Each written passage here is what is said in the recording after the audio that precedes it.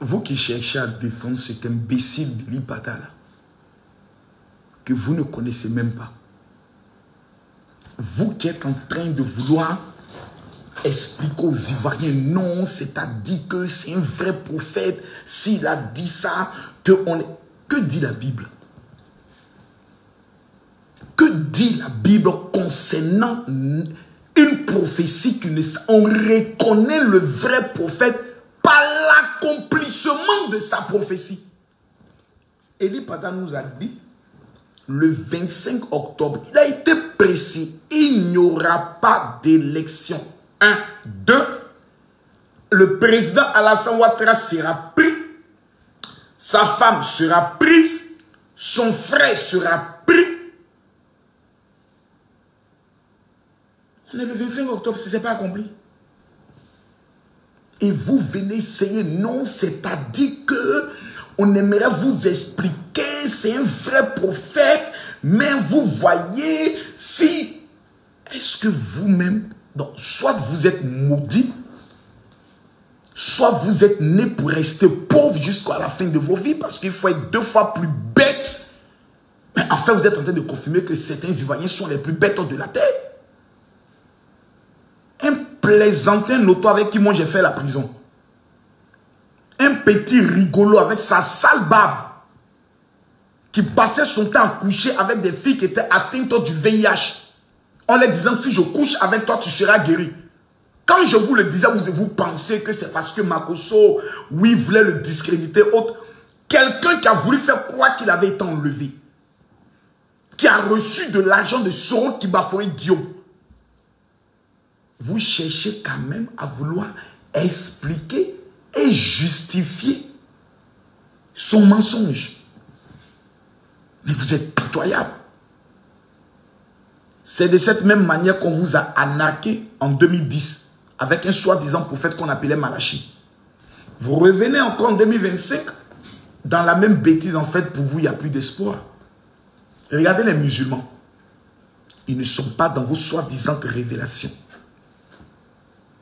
Toutes leurs activités prospèrent. Et c'est leur fils qui est président de la République. Ils ne font pas bruit. Vous êtes dans les révélations matin, midi, soir. Vos révélations, 1, ne vous positionnent nulle part dans ce pays. 2, ne changez même pas la situation de vos vies. Et numéro 3, vous voulez prendre cette prophétie pour faire de ça une haine dans un pays où on a un président qui a battu tous les records en matière de développement et du bien-être des Ivoiriens. Votre méchanceté va jusqu'à quel niveau? Vous êtes méchant. Vous êtes très méchant. Et vous allez très mal finir. Moi, je bénis le Seigneur parce que je l'avais dit clairement. Et j'étais à saluer tous ceux qui ont commencé à comprendre, qui m'envoient des messages pour dire, général, tu es le seul qui nous avait prévenu que cet homme-là était un arnaqueur. Il vous a bien arnaqué. Il est au Ghana. Vous pouvez prendre des taxis pour aller le voir, mais vous pouvez prendre des cars pour aller le saluer, lui faire des offrandes, il va prier pour vous. Ce que nous on sait, à l'heure où on parle, c'est que Élie Pada, excusez-moi, Élie Poto est le plus grand menteur de la Côte d'Ivoire. Personne ne l'a obligé à venir dire ce qu'il a dit. Et Dieu ne lui a jamais parlé en lui disant que Soro Guillaume, le criminel de guerre, allait devenir président de la République de Côte d'Ivoire. Parce que sa prophétie, c'est ça. Il a révélé que le futur président de la République de Côte d'Ivoire, c'était Soro Guillaume. Ce côté-là, vous mettez ça à l'écart. Parce que pour vous, il faut que ce soit cette révélation pour que le président Gbagbo devienne président. Mais le président Gbagbo lui-même ne croit plus en vos révélations.